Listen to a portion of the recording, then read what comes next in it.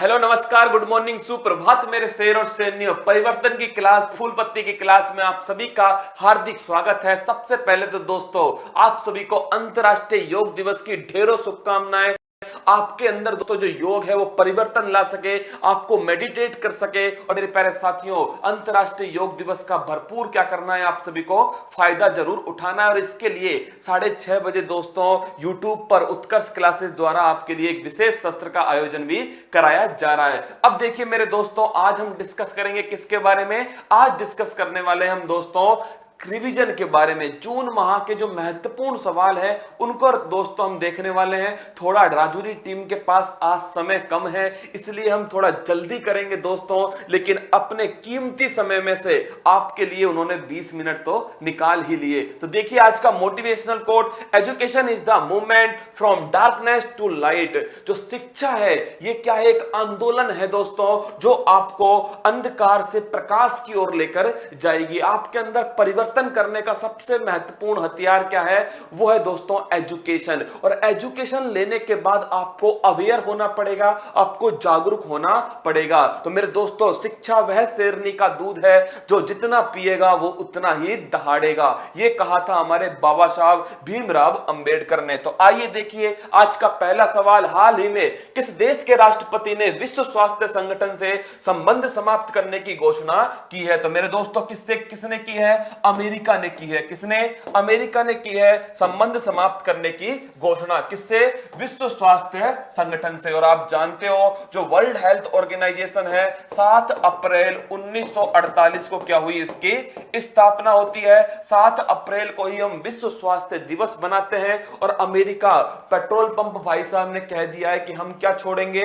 World health organisation छोड़ेंगे। और कारण क्या है, कोविड-19 में इसकी विफलता ही इसका कारण है। और इसका हेडक्वार्टर कहां पर है, जिनेवा के अंदर इसका हेडक्वार्टर। और जिनेवा कहां पर है, स्विट्जरलैंड के अंदर है। अगला पॉइंट देखिए, हाल ही में बेजान दारूवाला का निधन हो गया है। ये बेजान दारूवाला थे मेरे दोस्तों, बेजान दारूवाला क्लास में इतनी बार डिस्कस हो गया, इसके इनके नाम में भी क्या आ चुकी है, अब जान आ चुकी है। तो बेजान दारूवाला कौन थे दोस्तों, ये थे प्रख्यात ज्योतिष। कौन थे, एस्ट्रोलॉजर थे। एस्ट्रोलॉजर थे बेजान दारूवाला।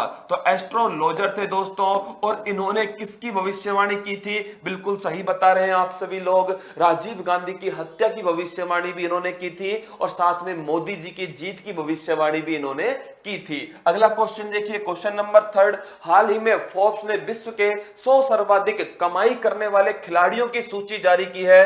2020 की इस लिस्ट में शीर्ष पर कौन है, तो खिलाड़ी शीर्ष पर कौन है, रोजर फेडरर है। और ये कहां के हैं, ये स्विट्जरलैंड के हैं। कहां के हैं, स्विट्जरलैंड के। और कौन सा खेल खेलते हैं, टेनिस खेलते हैं। तो सर्वाधिक कमाई करने वाले खिलाड़ी तो कौन थे, रोजर फेडरर थे। सर्वाधिक कमाई करने वाले फुटबॉलर कौन है, तो क्रिस्टियानो रोनाल्डो है। कौन है, क्रिस्टियानो रोनाल्डो। और ये किस खेल संबंधित है, फुटबॉल से संबंधित है। और देश का नाम क्या है, देश का नाम है पुर्तगाल। और आप जानते हो विराट कोहली चीकी क्रिकेट से है, और लियोनेल मेसी दोस्तों ये संबंधित है अर्जेंटीना से। किस देश से संबंधित है, अर्जेंटीना से संबंधित है। भारत के एकमात्र क्रिकेटर कौन है, विराट कोहली है, जो इस लिस्ट के अंदर शामिल है। और कौन से नंबर पर है, 66 नंबर पर है। आगे देखिए, हाल ही में निसर्ग चक्रवात सुर्खियों में रहा है, इसका नामकरण किया। इंपॉर्टेंट सवाल है, फूल पत्ती लगा लेना। तो निसर्ग जो चक्रवात है, ध्यान रखना है आपको, ये निसर्ग चक्रवात कहां पर टकराया था,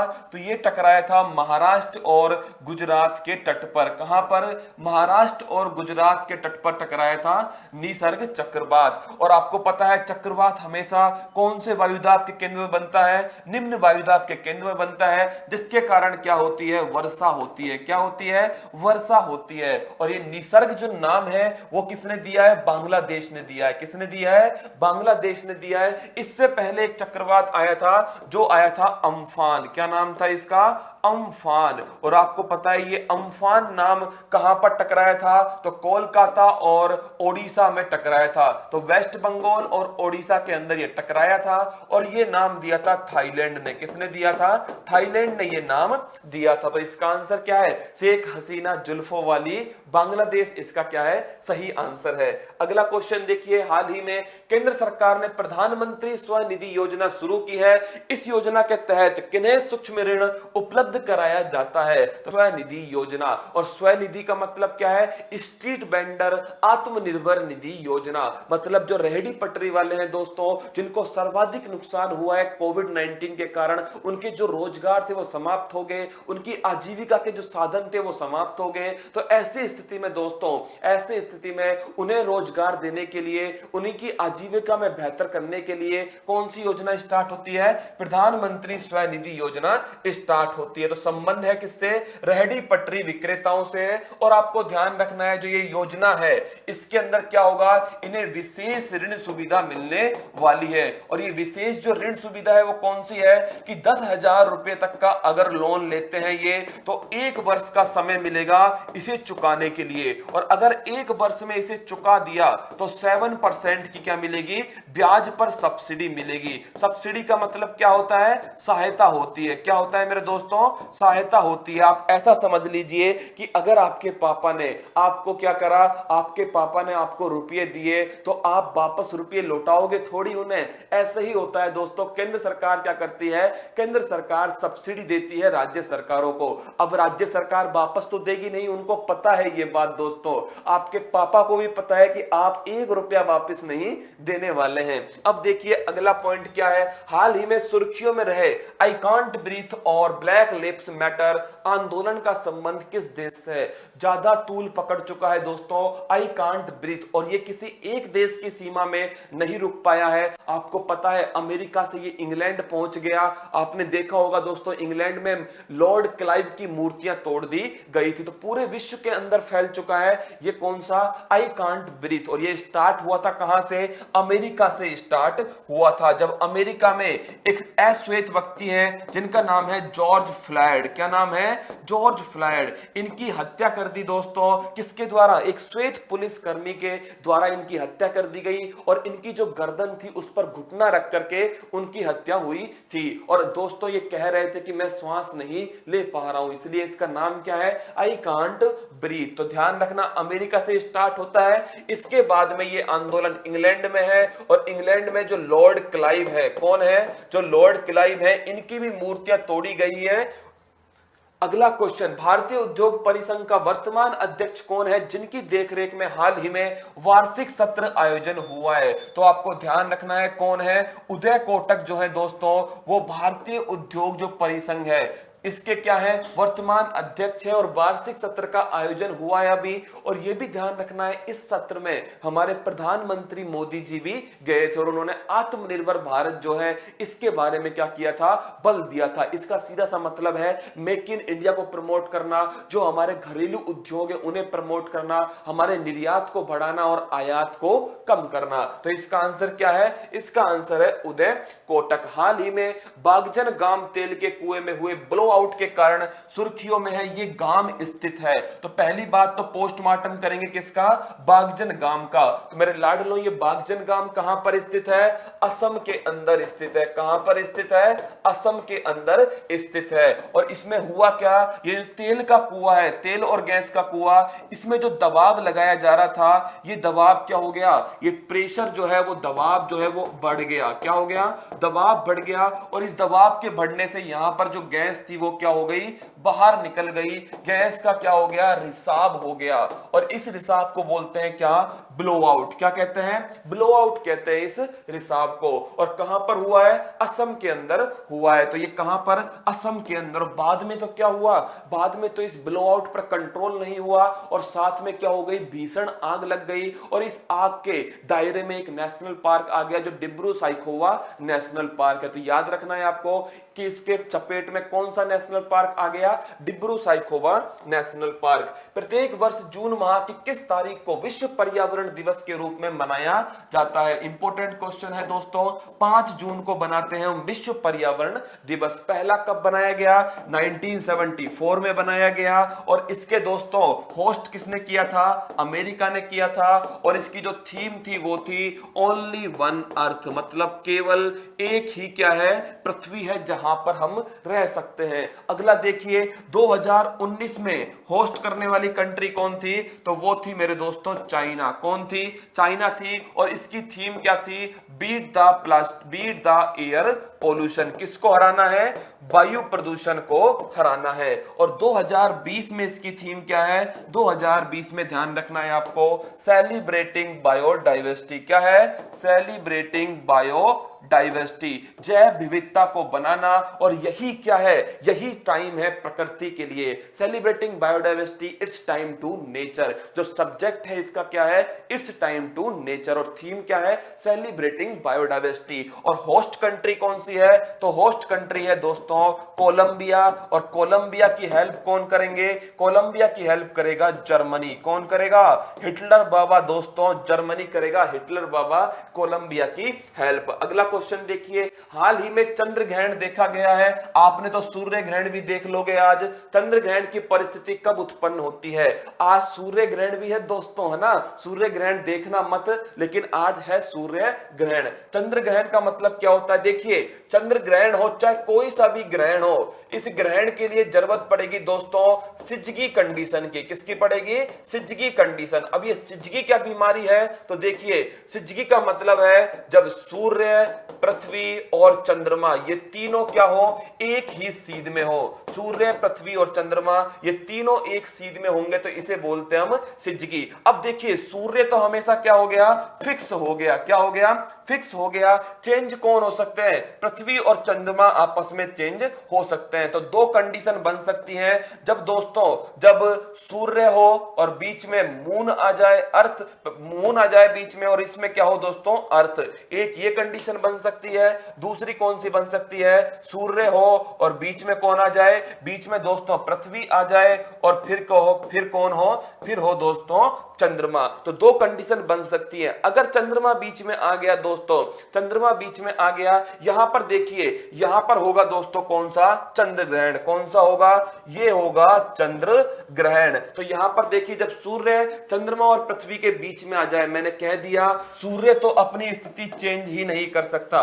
जब पृथ्वी सूर्य और चंद्रमा के बीच में आ जाती है, बिल्कुल सही है दोस्तों, जब पृथ्वी क्या होगी? सूर्य और चंद्रमा के बीच में आ जाएगी, तो ऐसे कंडीशन में क्या होगा? जो ये सूर्य का प्रकाश है, इस सूर्य का प्रकाश दोस्तों इस वाले हिस्से पर नहीं पहुंचेगा, जिसके कारण ये वाला जो हिस्सा है वो हमें ब्लैक ब्लैक दिखाई देगा। इसलिए दोस्तों इसे बोलते हैं हम चंद्र ग्रहण। और इस वाली स्थिति में क्या होगा? इस वाली स्थिति में दोस्तों ये वाला जो हिस्सा है वो हमें दिखाई नहीं देगा। और साथ में इस चंद्रमा की जो परछाई है दोस्तों, जो छाया है, वो पृथ्वी पर बनेगी, जिसे आप जानते हो, जिसे आप उम्रा भी कहते हो। जब घनी परछाई होगी, घनी छाया होगी, तो उसे अम्रा भी कहते हैं। और दोस्तों अगर छाया जो है वो हल्की होगी तो उसे पेनेम्ब्रा कहते हैं। क्या बोलते हैं? पेनेम्ब्रा कहते हैं। और ये जो सूर्य ग्रहण है, सूर्य ग्रहण कब होता है? आपको पता है, अमावस्या के दिन होता है सूर्य ग्रहण। और चंद्र ग्रहण कब होता है? पूर्णिमा के दिन होता है चंद्र ग्रहण। तो ध्यान रखना, चंद्र ग्रहण के लिए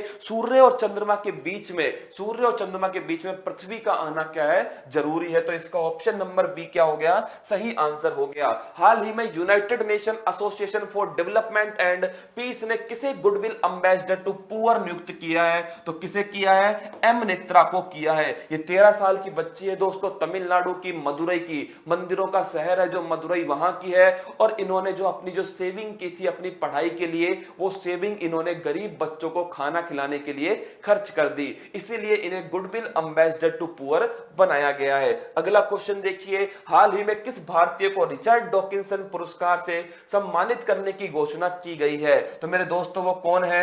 वो है जावेद अख्तर। कौन है? जावेद अख्तर, जिन्हें रिचर्ड डॉकिंसन अवार्ड दिया गया है। और इसे प्राप्त करने वाले ये पहले क्या हैं? पहले भारतीय हैं। कौन? जावेद अख्तर, जिन्होंने दोस्तों सलीम खान के साथ मिलकर के शोले जंजीर फिल्म की क्या लिखी थी?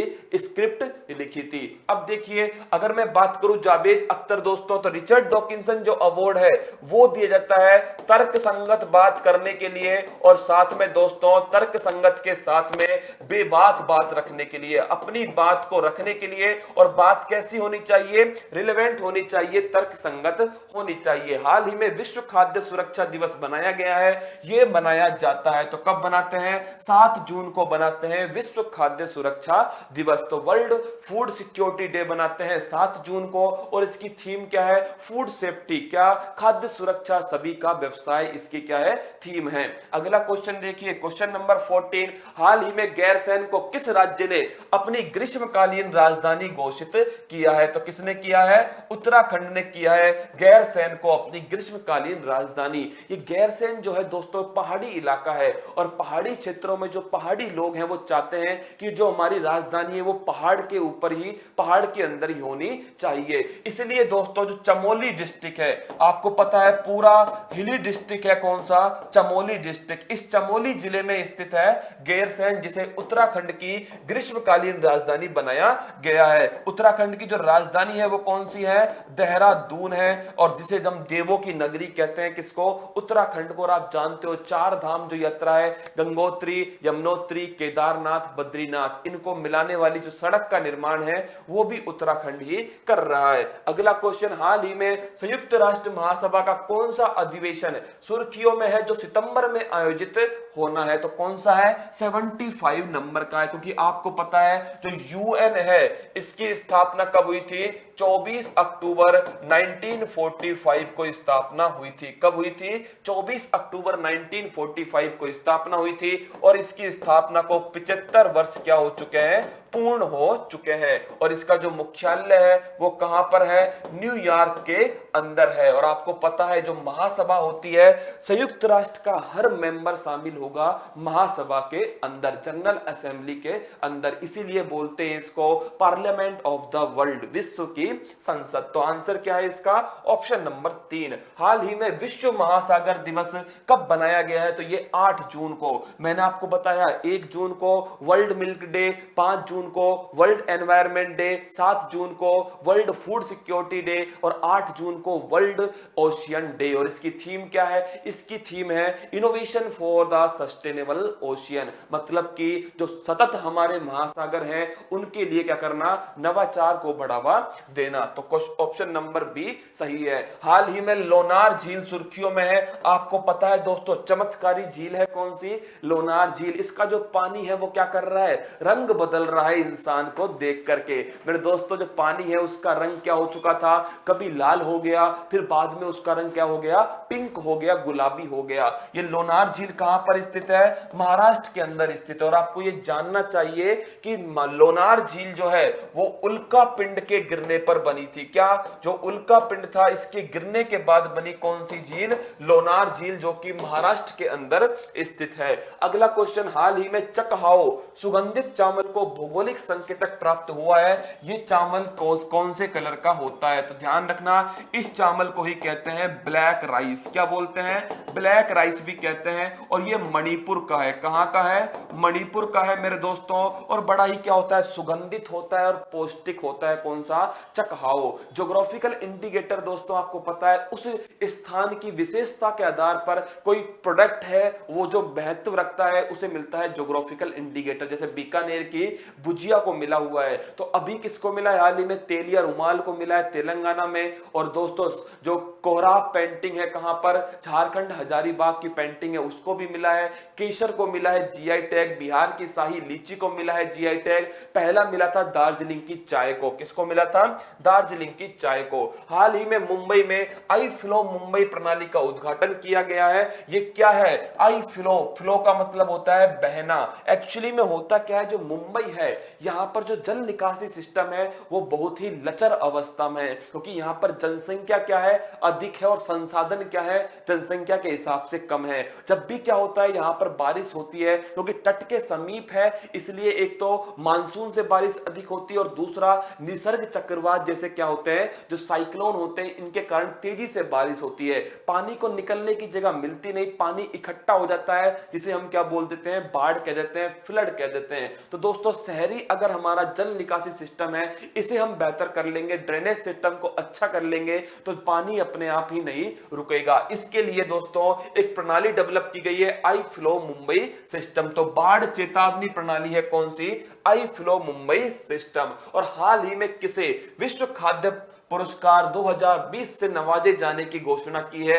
आपको पता है खाद्य पुरस्कार है मतलब अनाज के लिए होगा, और अनाज दोस्तों किस में उगेगा, मिट्टी के अंदर उगेगा। तो ये मिट्टी के लाल होंगे, और कौन है मिट्टी के लाल है, रत्नलाल। कौन है दोस्तों, रत्नलाल जो है मिट्टी के लाल है। आप सोच रहे होंगे कि मैंने सीधा नाम क्यों नहीं बताया, पेपर तक आते आते ये रत्नलाल जो है ना वो पीले हरे हो जाएंगे दोस्तों, याद भी नहीं रहेगा किसको मिला था। इससे आपको कनेक्टिविटी मिलती है, आपके दिमाग में क्या होता है एक कनेक्शन बैठता है, जिससे क्या होता है दोस्तों जैसे फिल्में याद होती है ना, अगर सोचिए फिल्म की स्क्रिप्ट जो है वो आगे पीछे हो, एंडिंग शुरू में हो जाए, स्टार्टिंग बाद में हो, तो क्या होगा अपने कुछ पल्ले नहीं पड़ेगी। इसलिए दोस्तों एक इमेज के द्वारा आपको समझाने की कोशिश की जा रही है, और उत्कर्ष परिवार दोस्तों केवल आपकी सफलता सुनिश्चित करना चाहता है। तो देखिए रतनलाल जो है इन्हें वर्ल्ड फूड प्राइज मिला है 2020 का। और ध्यान रखना स्वामीनाथन आप जानते हो दोस्तों, पहला वर्ल्ड फूड प्राइज किसे मिला था, एमएस स्वामीनाथन हरित क्रांति के जनक थे, इनको मिला था। के कस्तूरी रंगन इनकी अध्यक्षता में ये समिति बनी है जो एजुकेशन पॉलिसी के बारे में रिफॉर्म प्रस्तुत करेगी। तो मेरे दोस्तों ये 20 सवाल मैंने कोशिश करी, जिनका भी एसएससी का एग्जाम हो, सीएचएसएल का एग्जाम हो, ये पटवार पुलिस का एग्जाम हो, यूपी पीसीएस का एग्जाम हो दोस्तों, जुडिशरी का एग्जाम हो, जहां पर भी करंट अफेयर्स के वन लाइनर क्वेश्चन आते हैं दोस्तों, उन क्वेश्चंस के अंदर आप समझ सके कि कैसे क्वेश्चन इंपॉर्टेंट होंगे। तो दोस्तों राजुरी टीम का ये प्रयास आपको कैसा लगा, जो कम समय में आपको अधिक जानकारी देने के लिए बनाया गया है। और मेरे दोस्तों अगर आप चाहते हो कुछ बेहतर करना, भारत के सर्वोच्च पद की तैयारी करना, आईएएस की तैयारी करना, तो दोस्तों अब इंतजार मत कीजिए और अब देर भी मत कीजिए, क्योंकि आईएएस का उत्कर्ष का आईएएस चैनल दोस्तों YouTube पर आ चुका है। और आपके प्यार ने एक दिन के अंदर दोस्तों जो सब्सक्राइबर संख्या है वो 5000 कर दी है। और जैसे दोस्तों आपके सब्सक्राइबर बढ़ रहे हैं, इससे उत्कर्ष के ऊपर जो आपका रेस्पॉन्सिबिलिटी है वो बढ़ती जा रही है दोस्तों। और उत्कर्ष इस रेस्पॉन्सिबिलिटी को उठाने के लिए बिल्कुल तैयार है, मजबूत कंधों के साथ तैयार है। हमारे पास दोस्तों एक ऐसी टीम है, चाहे टेक्निकल टीम कह दीजिए, चाहे फैकल्टी टीम कह दीजिए, और चाहे दोस्तों कंटेंट टीम कह दीजिए, हमारी टीम की एक भावना से काम करती है, और उस भावना को बोलते हैं टीम भावना दोस्तों। और ये टीम भावना का उद्देश्य आपको बेहतर करना है और आपको लक्ष्य तक पहुंचाना है। तो मेरे दोस्तों देर मत कीजिए, अगर नहीं जुड़े अभी तक तो उत्कर्ष के आईएएस चैनल पर जुड़िए। इसका लिंक जो है आपको नीचे कमेंट्स बॉक्स में मैं पिन करवा दूंगा, जिससे आपको सुविधा हो इस तक पहुंचने के लिए। तो आप हंसते रहना, मुस्कुराते रहना। हम फिर मिलेंगे दोस्तों मंडे को एक नई सुबह के साथ, कुछ नए सवालों के साथ, और आपके चेहरे की नई मुस्कान के साथ। इस मुस्कान को बनाए रखिएगा। इस मुस्कान के साथ ही मैं कल मिलूंगा। महिलाओं, बच्चों, सैनिकों, अन्नदाताओं का सम्मान करना, और आपको अंतर्राष्ट्रीय योग दिवस की फिर एक बार हार्दिक शुभकामनाएं। जय हिंद, थैंक यू। सब्सक्राइब करें उत्कर्ष के YouTube चैनल को, और लेटेस्ट अपडेट पाने के लिए बेल आइकन को प्रेस करें। प्रतियोगी परीक्षाओं की तैयारी करें अब घर बैठे। तो जुड़े रहें उत्कर्ष के YouTube चैनल के साथ। अब पढ़ो कहीं भी, कभी भी।